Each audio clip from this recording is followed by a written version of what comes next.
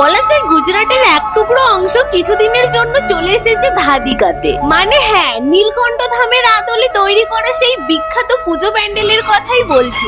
সত্যি এখানের ধামটাকে চমৎকার রূপ দিয়েই তৈরি করা হয়েছে। তোমরা যদি এই প্যান্ডেলের আসল সৌন্দর্য দেখতে চাও তাহলে রাতের টাইমেই আসা বেশ। আর পুজো উপলক্ষে এখানে কিন্তু প্রত্যেকটা দিন প্রচুর পরিমাণে ভিড় হচ্ছে। মানে রাস্তা থেকে শুরু করে প্যান্ডেল পর্যন্ত অজস্র মানুষের ভিড়। আর হ্যাঁ, যত রাত বাড়ছে তত কিন্তু ভিড়ের সংখ্যাও বাড়ছে। নীলকণ্ঠ ধামে যেমন শিব ঠাকুরের মন্দির রয়েছে, ঠিক এখানেও ততগুলি শিব ঠাকুরের মন্দিরও তৈরি করা হয়েছে। প্যান্ডেলে এত সুন্দর নিখুঁত কাজ করা হয়েছে যেটা থেকে তুমি তোমার চোখই সরাতে পারবে না। প্যান্ডেলে ঢোকা মাত্রই প্রত্যেকটি দেয়ালে তোমরা দেখতে পাবে শিল্পীদের নিখুঁত হাতের কাজ। আর প্যান্ডেলের ওপরে চোখ গেলে তো ওখানেই কিছুক্ষণের জন্য চোখ আটকে রয়ে যাবে।